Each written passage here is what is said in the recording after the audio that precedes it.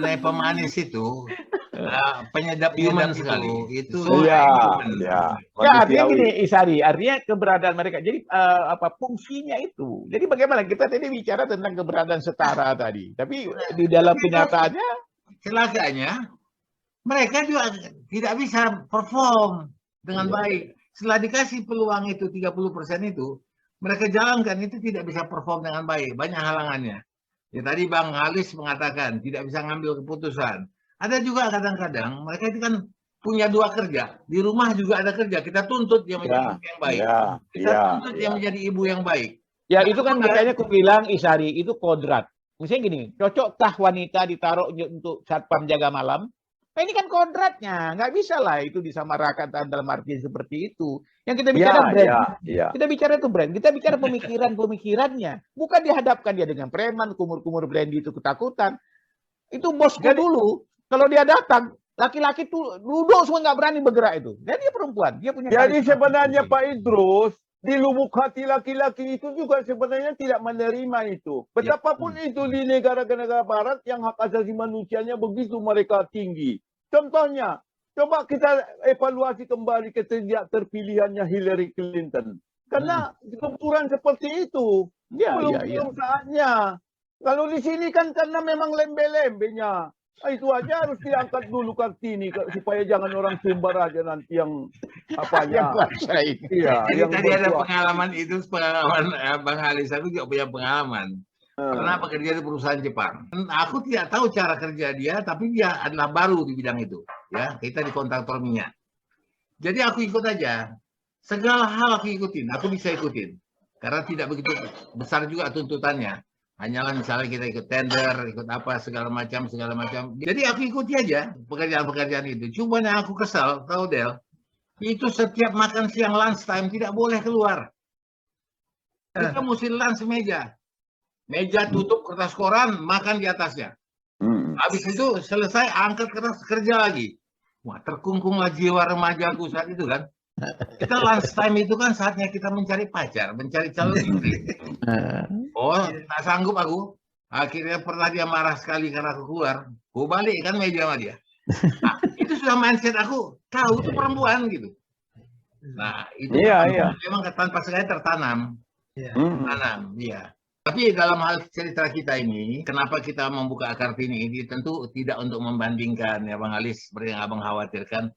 Apa kurangnya? Sebenarnya sudah yang dibuat Kartini itu sudah bagus, sudah paten kali lah. Kepala Hayati sudah bagus sekali. Rohana Kudus, yang lain-lain itu sudah bagus sekali.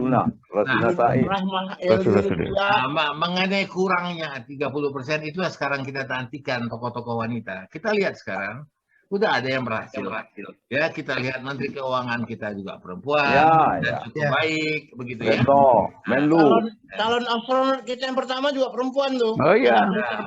Tapi pemikiran Kartini ini sudah menerobos, sudah sampai ke Saudi Arabia sana. Ya kan? Terakhir aku mendengarkan informasi bahwa para wanita-wanita Saudi sekarang sudah bebas begitu. Mereka menjaga toko. Sudah dapat simanya baru Bang. Itu juga harus dibungkus kain hitam mereka kemana-mana. Mendapat simanya baru. Ya bukan, artinya buah pemikirannya. Tapi yang ingat dan diperingati itu bukan buah pemikirannya terus Bang. Lebih banyak itu modelnya, sanggulnya, kebayanya. Nah itu dia Bang. Model. Jadi jangan salah Bang, dalam salah satu tulisan Kartini itu menggugat keterkungkungan perempuan dengan busana. Tiba-tiba yang kita peringati adalah baju kebaya dan sanggulnya. Jadi sebenarnya harus kita renungkan juga itu. Aku udah lama renungkan itu Del. Memang kalau mereka dengan busana yang bagus, yang sekarang, wah seksi. Tapi begitu dia pakai baju kebaya tuh, tertutuplah semua. Ada yang tersembunyikan kecantikan itu. Kalau terbuka dia lepas. Enggak, justru yang tersembunyikan itu yang menarik itu Kalau terbuka lepas itu nggak menarik. Berarti itu tergantung manusia. Kau kan sangat pecinta misterius kau. Kartini ini pernah dimanipulasi. Kartini dibuat, ini gambar Kartini, dibuatnya Kartini pakai jilbab. Nggak kelihatan Ada santunya kan. Ya, teman itu mana ada jilbab. Iya, tapi nama dia tak betul orang sekarang. Kalaupun tangga dia, tangga Jaya. Nah, Kartini namanya pakai jilbab. oh gitu. Bang, kebetulan ini. Jangan-jangan Mukhtar Lubis ini Bang yang memplesetkan. Mukhtar Lubis atau siapa ya? Habis gelap terbitlah terang itu. Sebenarnya dia sesudah belajar dengan Kiai Darat itu, Julumati Ilan Nur itu yang selalu ingat di kepalanya. Jadi dari tempat yang gelap kepada yang terang benderang. Nah, itu ayat Quran itu Ya, yang betul, judul buku dari Kartini itu. Tapi ketika diterjemahkan, seperti tak ada lagi hubungannya dengan dialog dia dengan Kiai yang dia mendapat peran pencerahan bahwa Quran bisa diterjemahkan itu. Ya, ya. Jadi itu yang mungkin jarang diangkat orang juga itu Bang. Sehingga seperti tidak ada hubungan dengan perubahan pemikiran dia ketika sudah diskusi dengan Kiai Darat itu. Ya. Ya, pada saat Quran itu bisa diterjemahkan itu. Ya. Ya. Tadinya kan dia merasa, ya saya ngafal-ngafal ini aja. Iya, Bagus betul. juga sih pemikiran dobrakan dia itu. Gitu. Ya. Jadi begini, barangkali di sesi terakhir ini, cobalah kita kasih semangat nih pada emak-emak yang zaman sekarang ini, supaya ada semangat ya. Kita juga tidak memusuhi mereka, tapi mereka juga harus confirm gitu. Ada 30% loh peluang Anda di Republik ini. Gitu. Pergunakan sebaiknya, kadang-kadang kan tidak dipergunakan yang baik kan. Kan lebih banyak sekarang lihat selfie, senam, arisan, TikTok perempuan lebih banyak. TikTok itu. Jadi ini yang barangkali kita coba. Bang Halis gimana? Emak-emak di Medan. Kalau masalah 30% tuh aku rasakan sekarang memang sebagian besar partai-partai politik sudah memenuhi. Ya kan, karena kalau tidak dipenuhi dengan 30%, itu kan partainya sudah dianggap tidak benar lah kan gitu ya. Nggak ada sanksi sebenarnya. Ya, ada sanksinya. Kemudian Tidak kalau ada. Nggak ada ya? Ada Bang. Nggak ada. Jadi itu acuan, angka acuan. Iya. ya baiklah kan tapi kalau kulihat dengan sekarang ini ya para emak-emak yang muda-muda ini sudah mulai aktif ya di sana, mulai semangat dia untuk ke partai politik itu sudah tinggi kok. Itu Ya, jadi Bang mungkin gini, wanita lebih nyaman memilih profesi yang memang sesuai dengan kodratnya, sesuai dengan. Jadi misalnya contoh, kalau kita bilang hal-hal yang bersifat politik, bersifat yang berat-berat, itu dia udah itu haknya laki-laki. Jadi kadang-kadang di kesempatan itu sadar gitu ya, tapi di kesempatan lain enggak gitu loh. Enggak juga, terus kalau di Medan ini aku perhatikan Medan lah ya, karena skup aku di Medan itu ya, udah mulai. Contohnya aja lah barangkali Delnya aja lah ya di pengurus HMI. Kan sudah terlihat anak-anak Kohati itu, anak-anak perempuan itu ikut di dalam kegiatan-kegiatan ini. Mereka sudah sadar kok itu. Cuman memang kita juga harus memberi kesempatan, peluang yang sama untuk mereka. Di samping Bang Tizari tadi sudah bilang, mereka yang dapat kesempatan pun manfaatkanlah peluang ini. Ya, Jangan pula dengan santai juga. Gitu. Udah dibuka oleh para pejuang perempuan itu. Kalau di partai politik mungkin banyak ya, Jai. Udah cukup lah 30%. Di seniman ya, barangkali nggak ada ya, Jai.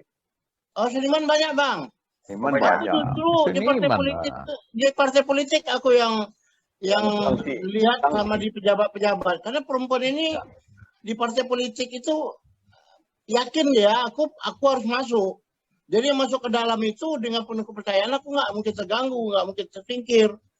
Dan lihat aja kemarin tuh yang masuk yang berkualitas atau enggak. Berapa banyak yang berkualitas yang di partai politik, karena nggak berkualitas maka mereka pindah-pindah. Tengok dari Medan ini berapa orang yang naik ke atas dan apa prestasi. Tambah prestasi mereka tetap hadir. Kenapa? Takut ya kalau mereka mereka ditarik nggak sampai 30%. Jadi itu pengaruh ini Jai, suplai demand ya. Jadi mereka tahu juga itu, tahu keberadaannya itu lagi dilirik orang. Jadi Itu akhirnya ya, kualitas nggak penting ini. Ada sedikit saja sudah direbut sama partai-partai yang lebih besar. Gitu. Dan satu hal lagi aku tengok perempuan ini kadang-kadang lebih sadis pada laki-laki. Kalau baca permainan-permainan di korupsi segala macam, pembunuhan, itu perempuan lebih sadis dari laki-laki. Lebih nggak punya pikiran. Manusiawi. Kalau dalam konteks ini, dalam 30% untuk mencapai puncak itu perempuan, mungkin ada sedikit benarnya. Kadang-kadang karena sifat kecemburuan perempuan ini kan lebih tinggi dari laki-laki. Dan kecemburuan itu, mereka menganggap mereka itu seperti kepiting dalam ember. Begitu ada kawannya mau naik, ditariknya ke bawah. Begitu kawannya ditariknya ke bawah. Jadi nggak ada yang di atas. Coba berapa banyak perempuan-perempuan yang mengincar jabatan-jabatan yang sekarang dipegang oleh petinggi-petinggi perempuan kita. Jadi lebih emosional. Kalau laki-laki ini kan dia lebih rasional ya. Walaupun kita kalau gelap mata gila juga kan, tahulah preman tempat Jaya nih. Kan ngeri juga Kota Masum juga. Tapi kan nggak ada preman perempuan. Ada. Sekarang banyak pengedar-pengedar, banyak perempuan. Gitu ya. Laki-laki Namanya juga banyak. kalau bukan preman, prigel dong. Tukang parkir perempuan juga gagah. Jangan salah orang bayar. Putus. Di station juga di SPBU banyak. Ya, apa Del? Dari segi psikologis bagaimana tuh Del? Ya, Jabatan bagi perempuan ini bagaimana? Memegang jabatan, dan satu lagi masalah singkir menyingkir. Kalau aku tengok sinetron Indonesia kan itu, yang paling jahat itu perempuan semua. Kecemburuannya tinggi. tapi mungkin kita harus adil juga, Bang. Yang sering sekali memikirkan hal-hal yang terkait dengan sebutlah kesejahteraan anak, kemudian hal-hal lebih ke perlindungan, itu perempuan lebih sensitif. Makanya saya setuju dengan Bang Izari bahwa ada hal-hal yang perempuan itu lebih peka, tapi laki-laki lebih rasional. Tapi tergantung juga memang tipenya.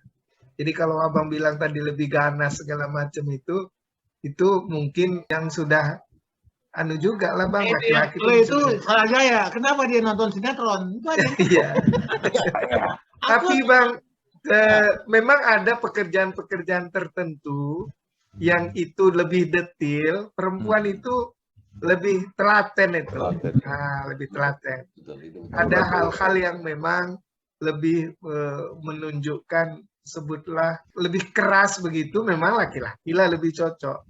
Makanya tetap ada hal yang lebih tepat orang duduk di mana. Tetapi kita, jadi makanya teman-teman aktivis selalu bilang, perempuan dengan laki-laki memang berbeda, tapi jangan dibeda-bedakan. Maksudnya soal kesempatannya. Jadi makanya tadi bilang kan kodrat tadi Dr. Del. Jadi artinya tidak semuanya juga bisa disamaratakan. Misalnya memang Allah itu sudah menentukan itu kok. Misalnya contoh ya, wanita itu bisa sekaligus berpikir dua hal dalam waktu yang sama. Coba koreksi Dr. Del. Aku pernah baca itu. Jadi sambil gendong anak, sambil masak masih bisa.